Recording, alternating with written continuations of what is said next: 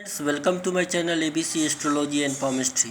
दोस्तों, आज के इस वीडियो में हम हथेली पर बनने वाले बुध रेखा और उसका हमारे जीवन पर पड़ने वाले प्रभाव को समझेंगे। तो आप भी कुछ नया सीखना चाहते हैं तो प्लीज़ इस वीडियो को शुरू से अंत तक ज़रूर देखें और कर दीजिए मेरे इस चैनल को सब्सक्राइब, क्योंकि यहाँ पर हम आपको देते हैं कुछ इसी प्रकार की ढेर सारी रोचक जानकारियाँ। आपका कोई सुझाव, कोई कमेंट हो तो ज़रूर शेयर करें। हम आपके सुझाव और कमेंट पर ज़रूर ध्यान देंगे। दोस्तों, बुध रेखा को अलग अलग व्यक्तियों के हथेली पर अलग अलग स्थानों से निकलते हुए देखा जाता है। जैसे कुछ व्यक्तियों के हथेली में यह शनि रेखा और बुध पर्वत के बीच में बनता है। जैसे हम कह सकते हैं कुछ इस प्रकार, आपका यह शनि रेखा है और आपका यह बुध पर्वत है। कुछ लोगों के हथेली में यह इन दोनों के बीच में कुछ इस प्रकार बनता है।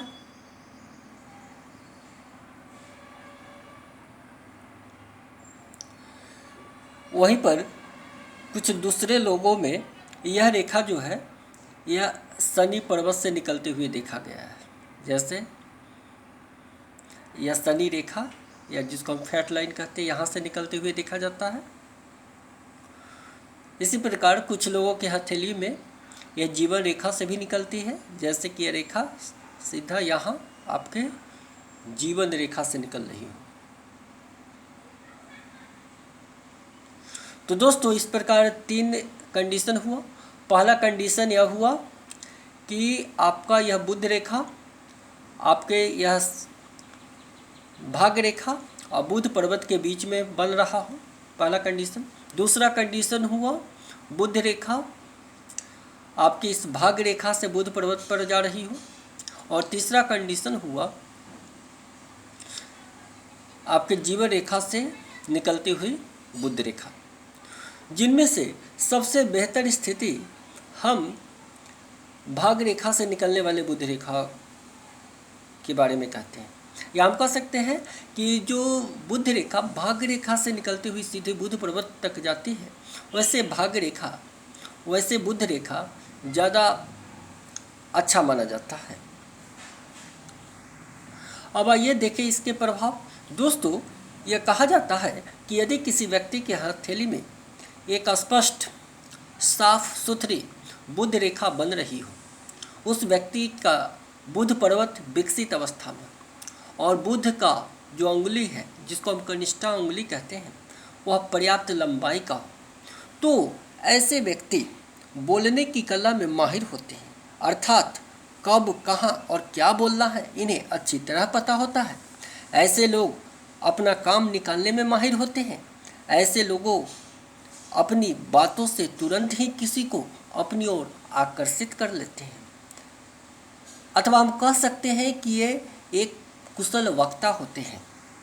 ऐसे लोगों में व्यापारिक कुशलता भी काफ़ी अच्छी पाई जाती है, अथवा हम कह सकते हैं कि व्यापार के क्षेत्र में इन्हें अच्छा खासा ज्ञान होता है।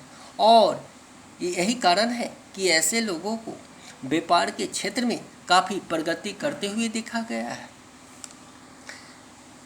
यदि बुध रेखा स्पष्ट और किसी प्रकार के दोष से रहित हो, तो ऐसे लोगों का स्वास्थ्य भी काफ़ी उत्तम होता है,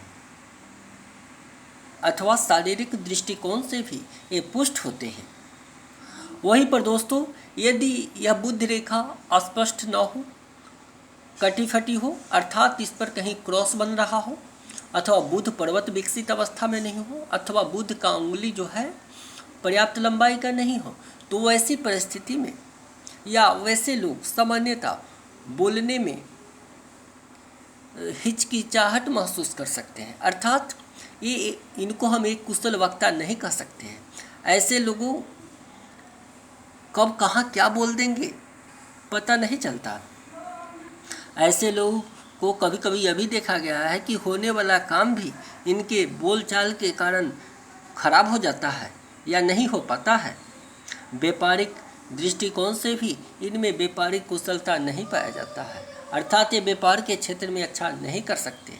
और वहीं पर यदि यह रेखा कटी फटी हो तो इनका स्वास्थ्य भी उत्तम नहीं रहता है, अर्थात शारीरिक रूप से ये हमेशा किसी न किसी प्रकार के रोग या व्याधि से ग्रसित होते हैं।